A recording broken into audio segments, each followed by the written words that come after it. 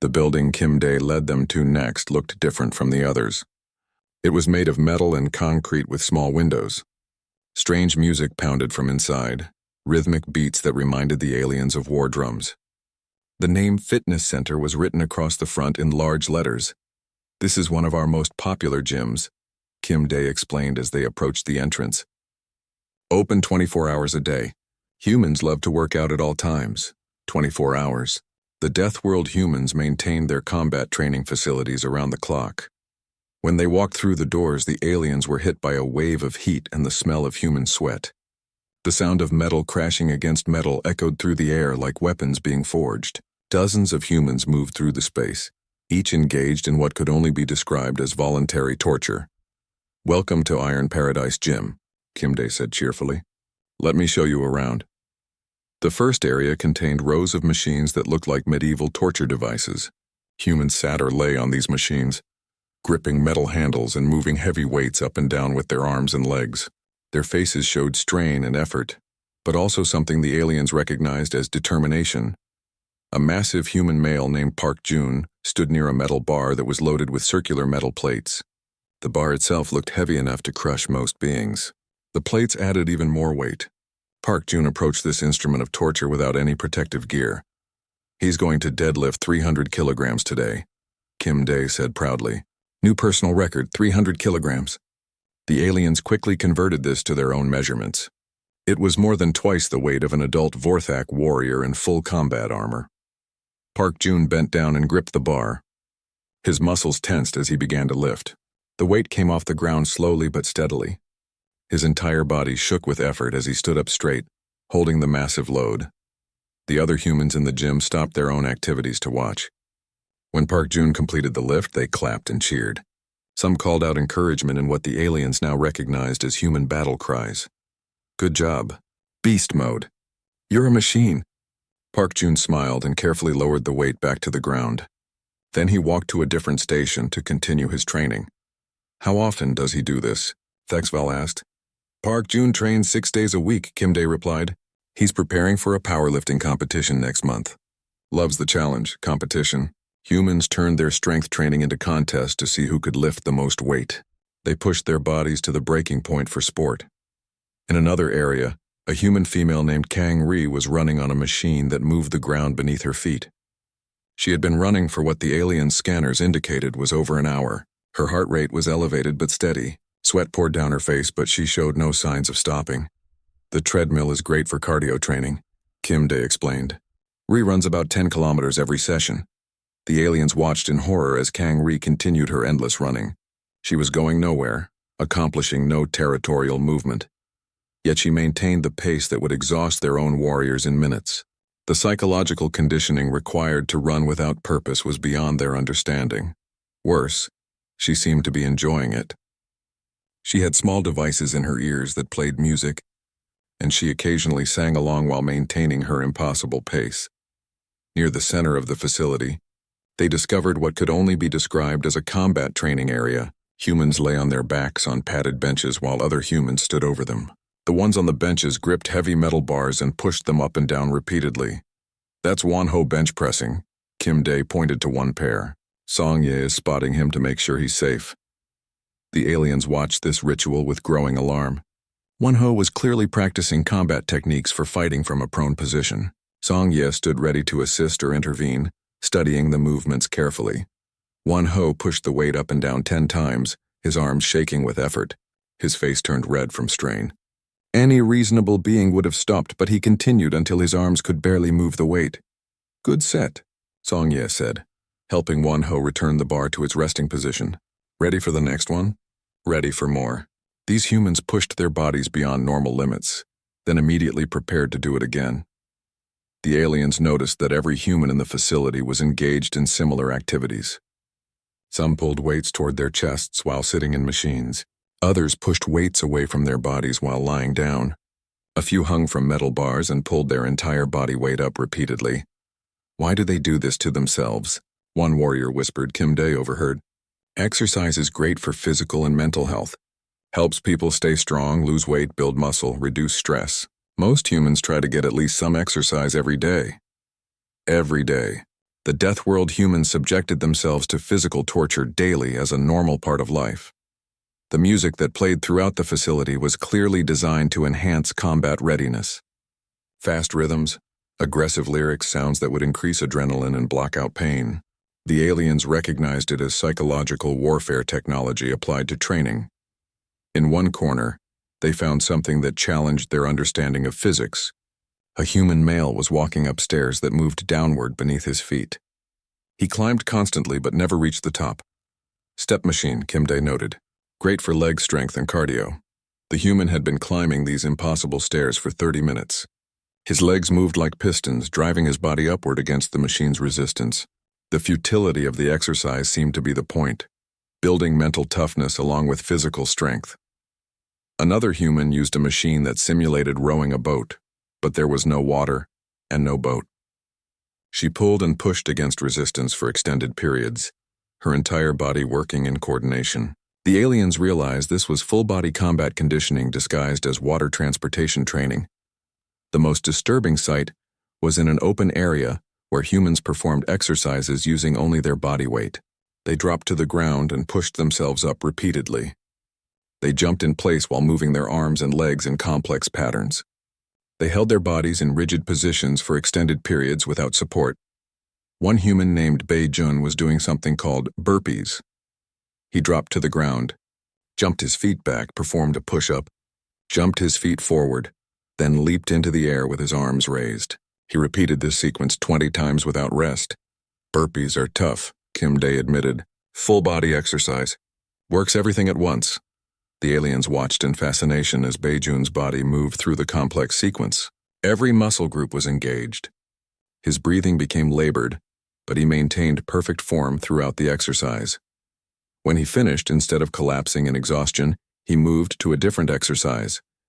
He began doing sit-ups, lifting his torso off the ground repeatedly while his legs remained planted. How long will he continue? Thexval asked. Probably another hour, Kimday said casually. He's training for a triathlon. That's swimming, biking, and running all in the same competition.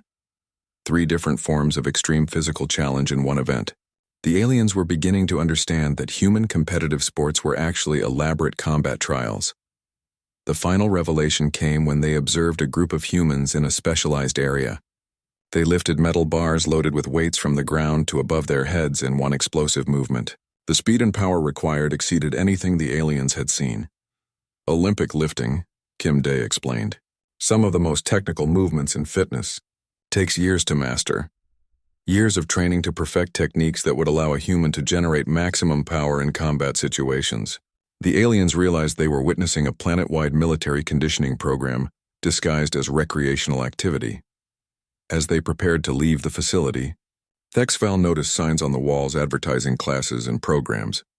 Boot camp training, combat fitness, warrior workout, HIT boot camp. The humans were not even hiding the military nature of their conditioning. They used combat terminology openly while pretending it was for health and entertainment. Ready for our next stop? Kimday asked brightly. I want to show you one of our weekend festivals. You'll love seeing how humans celebrate and have fun together. The aliens followed him out of the torture facility in stunned silence. If this was how humans prepared their bodies during ordinary exercise, what would they see at a gathering designed for celebration? They were beginning to suspect that human fun might be the most terrifying thing of all.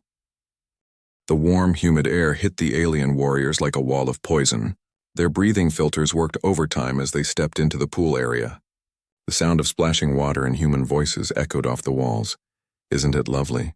Kimday said, breathing deeply. I just love the smell of chlorine in the morning. Chlorine. The alien scanners went crazy. They were detecting a chemical weapon mixed into the water. The humans had not only filled a building with deadly liquid, they had made it even more dangerous with poison gas. Thexval watched in horror as dozens of humans moved around the space. Men, women, and even small children walked on the wet floor without protective gear. Some wore only thin pieces of colored cloth. Their skin was completely exposed to the toxic environment. That's Parkana. Kimday pointed to a young woman sitting on a high chair. She's our head lifeguard. Keeps everyone safe. Safe? Thexval looked at Parkana. She wore only 2 small pieces of bright red fabric. Her skin was brown from what humans called sun exposure. Another deadly thing that would kill most aliens. She held a long pole and watched the water like a hunting predator. In the pool itself, the real nightmare was happening. Humans were inside the water, not just touching it or falling in by accident. They were swimming in it, moving through the universal solvent like it was air. Some had their entire heads under the surface and stayed there for long periods. "How long can your people survive underwater?" one of the warriors whispered. Kim Dae heard him. "Oh, depends on the person. Most adults can hold their breath for a minute or two. Some of our swimmers can go much longer. The world record is over 20 minutes. 20 minutes. Without breathing." The warriors made notes. Human lung capacity was beyond anything in their databases, but then they saw something that made their worst fears seem small. The children. Human offspring, some barely reaching the adult's waist height, were playing in the water. But this was not normal play. The aliens watched as groups of small humans formed hunting patterns. "That's a fun game," Kim Dae explained as he saw them staring. "They call it sharks and minnows. One child pretends to be a shark and tries to catch the others as they swim across the pool." Thexval's 4 hands shook as he recorded. The human young were being trained in aquatic combat through hunting simulations. The shark child moved through the water with speed that would impress his own warriors. The other children showed no fear, dodging and weaving like experienced fighters. "The little ones start young," Kim Dae continued proudly. "Swimming lessons usually begin around age 4 or 5. By the time they're adults, most humans can swim for hours. Hours. In the universal solvent. The aliens were getting a clear picture of what they faced. Near the shallow end, more human young played another terrifying game. One child floated in the center with eyes closed, arms reaching out blindly. The others moved silently around him in the water. "Marco Polo," Kim Dae said with a smile. "The child in the middle has to catch the others using only sound." "Great for developing hunting instincts. The human admitted it. They were training their children to track and catch prey in the most dangerous environment possible. A loud whistle echoed through the building. Park Hana had blown some kind of signal device. All the humans in the water immediately stopped moving and looked at her. "Adult swim time," she announced. "Kids out for 15 minutes. The alien warriors watched in amazement as every single child obeyed instantly. They moved out of the water without complaint or resistance. This was not normal child behavior for any species the aliens knew. These young humans had been trained to follow combat orders without question. "Very disciplined," Thexval muttered. "Oh yes," Kim Dae agreed. "Pool safety is very important. Everyone follows the lifeguard's commands." Now only adult humans remained in the water. The aliens thought this might be less frightening than watching the young ones train. They were wrong. A human male walked to the far end of the pool area. He climbed a metal structure that reached high above the water. The alien's eyes followed him up to a platform 10 meters above the deadly liquid. "That's Lee Tae," Kim Dae said. "He's training for the diving team. Watch this." Lee Tae stood at the edge of the high platform. He was wearing only small pieces of cloth like the others. No protective gear. No safety equipment. He raised his arms above his head. Then he jumped. 3 of the alien warriors reached for their weapons. This was clearly a suicide attack. The human was launching himself from a great height directly into the chemical weapon pool. They had to stop him, but Kim Dae held up his hand. "Wait, just watch." Lee Tae fell through the air. His body turned and twisted in ways that should have been impossible. He moved like a missile aimed at the water. The aliens expected to see his body destroyed when he hit the surface. Instead, he cut into the water with barely a splash. He disappeared beneath the surface for several seconds. The aliens held their breath, waiting to see if he would survive contact with the deadly liquid. Then Lee Tae's head popped up. He was smiling. He swam to the side of the pool and pulled himself out with ease. Water ran off his skin like it had not affected him at all. "Beautiful dive," Kim Dae called out. Lee Tae waved back and walked toward the platform again. "He is going to do it again?" Thexval asked in disbelief. "Oh yes. He practices for hours every day. Diving is great exercise. The humans called their combat training exercise. They pretended it was for fun and health instead of war preparation. The aliens watched as more humans performed similar feats. Some jumped from smaller platforms. Others swam back and forth across the length of the pool in perfectly straight lines, their arms moving like weapons through the water. One female human was swimming using only her legs, her arms held behind her back. This was clearly advanced restraint training for captured prisoners. Another human swam completely underwater for an entire length of the pool. He moved like a sea predator, staying hidden beneath the surface until he reached the other side. Park Hana watched all of this from her high chair. Her eyes tracked every movement. She was clearly the combat instructor, making sure each human performed their deadly water training correctly. "They are all so skilled," one warrior whispered. "Everyone learns," Kim Dae said. "It's considered a basic life skill. Most humans can swim before they can ride a bicycle. Basic life skill. On a death world, swimming in universal solvent was so important that children learned it before other activities. The aliens suddenly understood something terrible. This was not a military base. This was not a training facility for special soldiers. This was where ordinary humans came to relax. If this was what humans did for fun, what were their actual warriors capable of? Thexval made an emergency note in his report. Human civilians show combat capabilities exceeding our elite forces. Recommend immediate study of their actual military personnel. But first, Kim Dae was already walking toward the exit. "Ready for the next stop?" he asked cheerfully. "I want to show you one of our parks. You'll love seeing what humans do outdoors." The massive alien ship moved through space like a dark shadow. Inside, Commander Thexval stood before a wall of screens showing Earth spinning slowly below them. His purple skin rippled with excitement. His forearms clicked against his weapons as he prepared for what should be an easy mission. "Remember," he told his warriors, "these humans live on a death world. They must be dangerous fighters. We need to see their weapons and soldiers before our main army arrives." The 12 Vorthak warriors around him nodded. Each one had conquered planets before. Each one could kill 100 lesser beings without breaking their thick, scaly skin. They wore heavy armor that could stop most weapons in the galaxy. Their eyes glowed red in the dim light of their warship. Thexval had read the reports about Earth. The planet had weather that could kill. The gravity was too strong. The air had poison gas that most aliens could not breathe. Only the strongest, most violent species could live on such a world. "Sir," said one warrior, "their space station is asking us to dock. They want to meet us." "Good," Thexval said. "We will see their war leaders. Study their battle plans. Then we will know how to defeat them." The ship moved closer to the human space station. Through the windows, the warriors could see the strange metal structure. It looked different from other species' stations. Less weapons on the outside. Maybe the humans hid their guns inside. When they docked, Thexval expected to see human soldiers waiting for them. He expected weapons pointed at them. He expected the smell of fear and the sound of war cries. Instead, a single human stood in the docking bay. The human was small compared to the aliens. He wore simple clothes with no armor. He carried no visible weapons. He was smiling. "Welcome," the human said, walking toward them with his arms spread wide. "I'm Kim Dae from the Earth Diplomatic Corps. We're so happy you could visit us." The warriors looked at each other. This was not what they expected. Thexval stepped forward, his hand near his weapon. "Where are your military leaders?" he demanded. "We came to meet your war chiefs," Kim Dae laughed. It was a warm sound that confused the aliens even more. "Oh, they're all busy right now. It's the weekend, you see. Most of our people are taking time off for leisure activities." Leisure? Thexval did not know this word. Fun activities. Recreation. You know, things people do to relax and enjoy themselves, Kim Dae explained, still smiling. "But don't worry. I can show you around our world. You can see how humans live their daily lives." The warriors whispered to each other in their own language. This had to be a trick.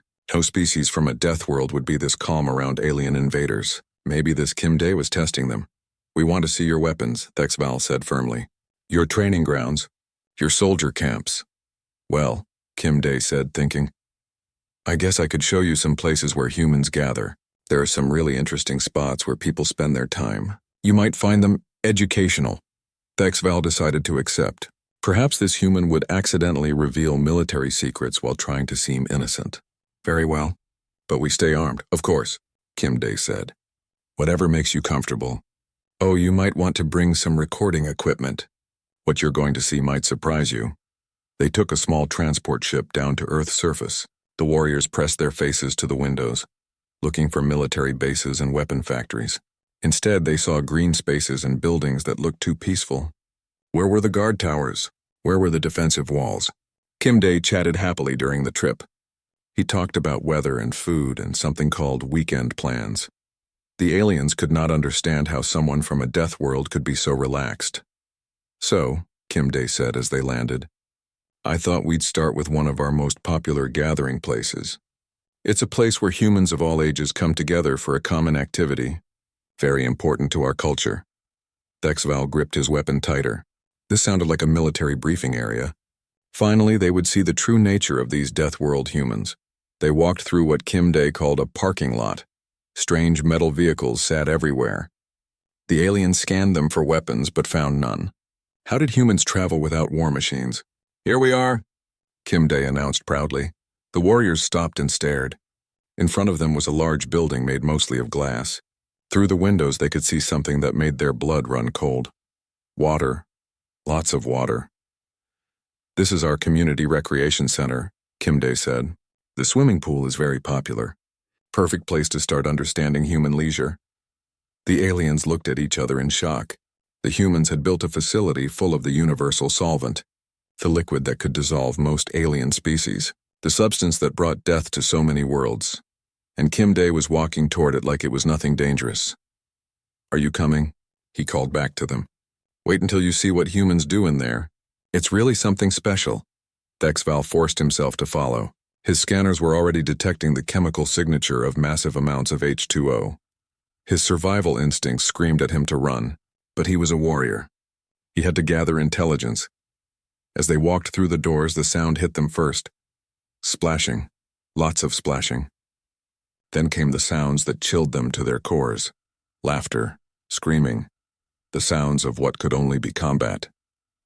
"Busy day today," Kim Day said happily. "Lots of families here for the weekend." Through another set of glass doors, the aliens could see into the main pool area. What they saw there would haunt their dreams for years to come. Humans were throwing themselves into the water on purpose. Adults and children alike, diving into the deadly liquid and somehow surviving. Not just surviving, they seemed to be enjoying it. "Shall we go in?" Kim Day asked. "I'd love to introduce you to some of our local humans. I'm sure they'd be fascinated to meet real aliens." Thexval realized his warriors were frozen in place. Their advanced combat training had not prepared them for this. They were about to witness humans engaging with their planet's most dangerous natural element, as if it were nothing. As Kim Day opened the door to the pool area, the full sound of human leisure hit them. The commander quickly activated his recording devices. Command would never believe this without proof. These Deathworld humans were even more terrifying than anyone had imagined. The transport vehicle stopped at the edge of what Kim Day called a public park. The alien warriors looked out through the windows at a large open space covered with green plant life. Trees grew everywhere without being cut down for resources. Soft paths wound between areas of different activities. "This is where humans come to enjoy nature," Kim Day explained as they walked through the entrance. "Parks are very important to human culture. Places to exercise, play, and spend time with family." The aliens scanned the environment. Their sensors detected no walls, no defensive positions, no guard posts. Humans had created an open space where anyone could enter without being checked for weapons. This seemed like very poor security, but then they started to see the humans. In a large flat area, dozens of adult humans stood in perfect rows. A female human at the front faced them like a military commander. She wore bright clothing that showed her rank or unit identification. "That's Choi Min leading her morning aerobics class," Kim Day said proudly. The aliens watched as Choi Min raised her arms above her head. Every human in the formation copied her movement exactly. She moved her arms in complex patterns, and all the others followed without delay or confusion. Step, touch, march, march, march," Choi Min called out. Her voice carried clearly across the park. The humans responded immediately, their feet moving in perfect time with her commands. This was clearly synchronized combat training. The aliens had seen similar formations on military worlds throughout the galaxy, but those were for trained soldiers, not ordinary citizens. "How often do your people do this training?" Thexval asked. "Oh, the aerobics classes happen every day," Kim Day replied. "Some people come 7 days a week. They love it. 7 days a week." These humans maintained constant readiness through daily group exercises. The music that played during the exercise was another clue. The rhythm was fast and driving, designed to increase heart rate and prepare the mind for battle. The aliens' sensors detected elevated stress hormones in all the participating humans, yet their faces showed no signs of fear or pain. They seemed to enjoy the combat preparation. "Now jumping jacks," Choi Min shouted. The entire formation began jumping while moving their arms and legs in coordinated patterns. The ground shook slightly under the impact of 60 humans landing at the same time. The aliens realized this was not just individual conditioning. It was training for group combat maneuvers. After 30 minutes of intense drilling, the class ended. The humans thanked Choi Min and walked away casually, as if they had not just completed what looked like military training. "Let's see what else is happening," Kim Dae suggested. They walked deeper into the park, past areas where human young ran and played on strange metal structures. The aliens noted how the children practiced climbing, swinging, and jumping without adult supervision. Even their recreation prepared them for combat scenarios. Under a cluster of trees, they found something even more disturbing. A group of humans sat on mats spread across the ground. They were completely still, eyes closed, legs folded in what looked like meditation positions. But their bodies were twisted into shapes that should have been impossible. "Yang Su teaches our weekend yoga class," Kim Dae explained quietly. So as not to disturb the group, Yang Su, a thin human female, was bent backward until her head nearly touched the ground behind her. Her spine curved in ways that would paralyze most species, but she breathed calmly and held the position without shaking. "This position is called wheel pose," Kim Dae whispered. "Great for back flexibility training." The aliens understood immediately. Humans were conditioning their bodies to survive injuries that would kill other beings. If a human warrior could bend their spine like this, how could an enemy break their back? Another human male was balancing on one hand while his legs extended straight up in the air. The alien scanners showed the incredible pressure this put on his wrist and shoulder joints. Any normal being would suffer permanent damage, but this human held the pose for several minutes without strain. "How long do they practice this torture?" one warrior whispered. Kim Dae heard him. "Torture? Oh, yoga isn't torture. It's very relaxing. Most people find it peaceful and calming. Yang Su has been practicing for 15 years. 15 years of flexibility conditioning. This Yang Su was clearly a master warrior, trained in advanced body manipulation techniques. The aliens watched as she moved into a different position. She sat cross-legged, then slowly lifted her entire body off the ground using only her hands.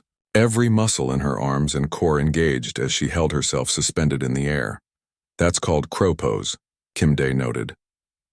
"Takes a lot of practice to master." The other humans in the class attempted the same movements. Some succeeded, others fell over and tried again, but none of them showed frustration or anger at failure. They simply kept practicing until their bodies learned the combat positions. "Very dedicated warriors," Thexval muttered. "Warriors?" Kim Dae looked confused. "Oh no, these are just regular people. Office workers, teachers, parents. Yoga is a great way to stay healthy and reduce stress. Regular people." These were not elite soldiers or special forces. These were ordinary humans maintaining their flexibility and strength through daily practice. The implications terrified the alien commander.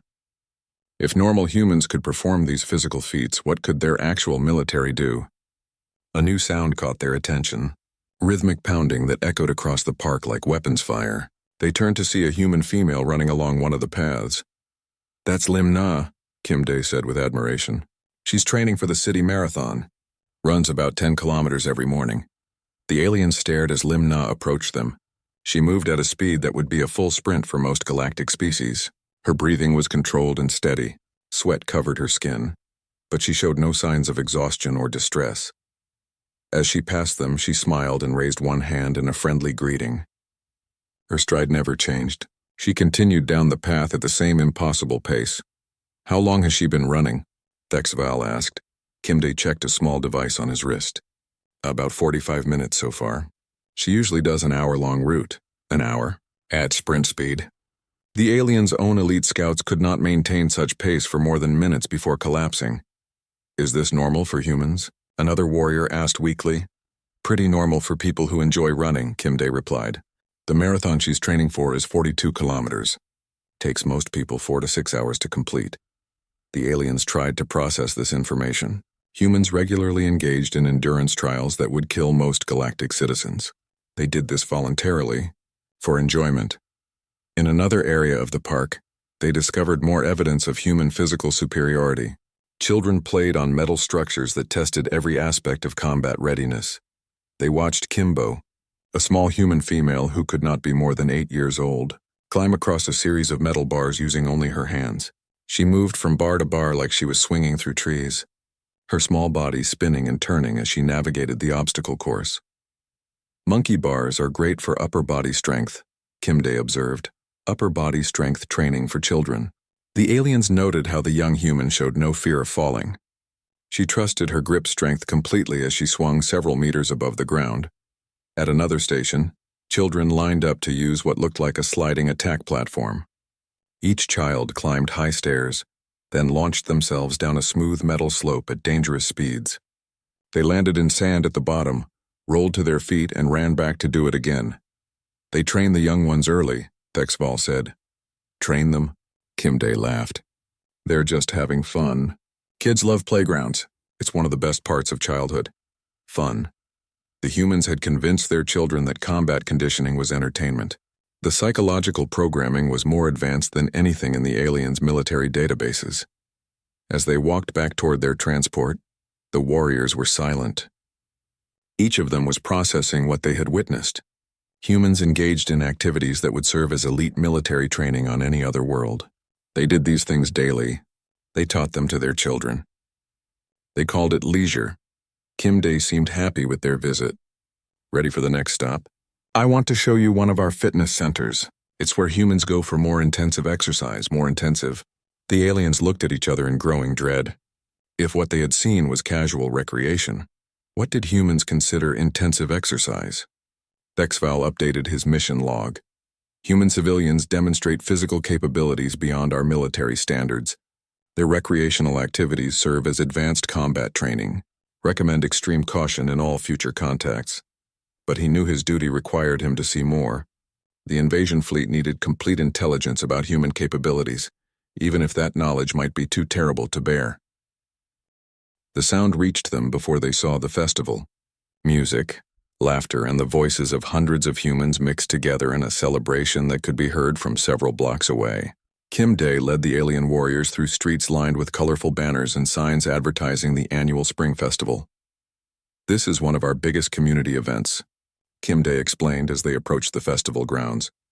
Humans love to gather together for food, music, games, and entertainment. The aliens scanned the area with their sensors.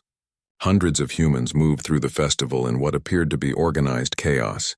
Temporary structures had been built throughout the space. Vendors sold strange items from small booths. The smell of cooking food filled the air. But the aliens detected chemical compounds that would be toxic to most species. Let's start over here, Kimday suggested, leading them toward a crowd of humans gathered around a raised platform. On the platform, a human male named Bei Jun stood behind a table loaded with small red objects. The alien sensors immediately identified the objects as containing capsaicin, a chemical compound used as a weapon on many worlds. Ladies and gentlemen, an announcer called out, welcome to our annual hot pepper eating contest. Let's see who can handle the heat. Chemical weapon ingestion contest. The aliens watched in horror as Bei Jun and 5 other humans prepared to deliberately consume toxic substances. The crowd cheered and encouraged them, as if watching gladiators prepare for battle.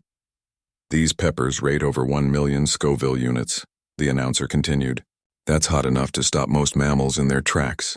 Stop mammals in their tracks. The humans were openly admitting they were about to consume biological warfare agents. The contest began. Each human picked up one of the red peppers and bit into it. The aliens expected to see immediate collapse, convulsions, perhaps death. Instead, the humans chewed thoughtfully as if tasting normal food. Then the reaction began. Their faces turned red. Sweat poured down their skin. Their eyes watered. Some made sounds of distress. But none of them stopped eating. Bei Jun finished his first pepper and immediately reached for another. The crowd cheered louder. His face showed clear signs of pain, but he smiled and waved at the audience before biting into the second weapon. How is this possible? One warrior whispered. Kimday heard him. Humans develop tolerance to spicy food over time. Some people really love the challenge of extremely hot peppers. Bei Jun has been training for this contest all year. Training to consume chemical weapons. The aliens realized that humans could build immunity to substances that would kill other species. They had weaponized their own digestive systems. The contest continued for 10 minutes. In the end, Beijun was declared the winner after consuming 7 of the toxic peppers. Instead of requiring medical treatment, he accepted a trophy and posed for pictures while the crowd celebrated his achievement. Incredible, Kim Dae said proudly. New festival record. Let's see what else is happening. They moved deeper into the festival, past booths selling items that challenged the aliens' understanding of human culture. One booth offered something called deep-fried ice cream, food that had been subjected to extreme temperature changes. Another sold cotton candy, sugar that had been spun into formations resembling fibrous building material. But the real terror began when they reached the performance area. A young human named Hansol had cleared a space on the ground and was attracting a crowd. He wore loose clothing and had a large piece of cardboard spread beneath him. Music with heavy rhythms pounded from speakers nearby. Breakdancing demonstration, someone called out. Hansol dropped to the ground and began moving in ways that defied physics. He spun on his back, his legs extended horizontally in the air. Then he flipped onto his hands and rotated his entire body around his arms like a spinning weapon. The aliens watched in stunned silence as Hansol performed what could only be combat movements. He moved from his back to his hands to his feet in fluid sequences that would allow him to fight from any position. His spine bent and twisted in ways that would paralyze most beings. "This is impossible," Thexval muttered, but his scanners confirmed what he was seeing. The human was real. The movements were real. The laws of physics were apparently more flexible on this death world. Hansol spun on his head, using only his skull as a point of contact with the ground. His arms and legs moved in complex patterns around his rotating body. The crowd clapped in rhythm with the music, encouraging him to perform even more impossible feats. Then he did something that made the aliens reach for their weapons. Hansol launched himself into the air, spinning horizontally like a missile, and landed on his hands. From there, he walked around the performance area using only his arms while his legs remained extended above him. "Beautiful windmill into a freeze," Kim Dae commented appreciatively. "Hansol has been dancing for 15 years. Started when he was just 10 years old. 15 years of combat training disguised as artistic expression. Starting at age 10, the aliens were witnessing a master warrior demonstrating advanced fighting techniques, and the humans called it dancing. When Hansol finished his demonstration, the crowd cheered and threw money into a hat on the ground. He smiled, bowed, and began preparing for another performance. "Combat training is a form of entertainment for your people?" Thexval asked. Kim Dae looked confused. "Combat training? Oh no, breakdancing is an art form. It's about creativity, rhythm, physical expression, very peaceful and positive, peaceful." The aliens watched Hansol practice moves that would allow him to strike enemies from any position, and the humans considered it peaceful artistic expression. Near the performance area, they discovered another disturbing sight. A tall structure had been erected with multiple levels of artificial rock formations. Humans were climbing this structure using only their hands and feet, moving vertically up the surface like insects. "Rock climbing wall," Kim Dae explained. "Great family activity." Oda, a human female who operated the climbing structure, was helping a small child attach a safety rope. The child, who could not have been more than 6 years old, began scaling the vertical wall with confidence that terrified the alien observers. "How high will the child climb?" a warrior asked nervously. "All the way to the top if she wants," Oda replied cheerfully. "Kids are natural climbers. No fear at all, no fear." Human children approached vertical surfaces with the same casual confidence that ground-dwelling species showed walking on flat terrain. The aliens watched as humans of all ages climbed the artificial mountain. Some chose easier routes. Others selected paths that required extreme strength and flexibility. None of them showed appropriate fear of falling from dangerous heights. One human male was climbing without the safety rope entirely. His hands and feet found tiny holds on the rock surface as he moved upward like a predator scaling a cliff face. His muscles stood out clearly as he supported his full body weight with just his fingertips. "Free climbing," Kim Dae noted, "takes tremendous skill and strength. Very meditative. Climbing vertical surfaces without safety equipment put humans into a peaceful mental state." The aliens were beginning to understand that these death-world beings had evolved beyond normal survival instincts. In another area of the festival, they found humans engaged in what appeared to be weapon training. Two people stood across from each other at a small table, hitting a tiny ball back and forth at incredible speeds. Table tennis, Kim Dae said, also called ping pong. Very popular sport. Shin Ho and Lee Ra were the players, and their movements were too fast for the aliens to follow clearly. The small ball moved between them like projectile fire. Each human reacted instantly to its direction, striking it back with precision that exceeded military targeting systems. The alien sensors tried to track the ball's movement but could barely keep up. The reaction time required to play this game was faster than their own warriors could achieve in combat situations. How long have they been training for this? Thexvel asked. Oh, they just play for fun, Kim Dae replied. Both of them work office jobs during the week. This is just weekend recreation. Weekend recreation. Office workers with reaction speeds that surpassed trained fighters throughout the galaxy. As the festival continued around them, the aliens observed more evidence of human superiority disguised as entertainment. Children played games that developed tactical thinking. Adults competed in contests that tested every aspect of physical and mental capability. Vendors sold foods that would challenge the digestive systems of most species.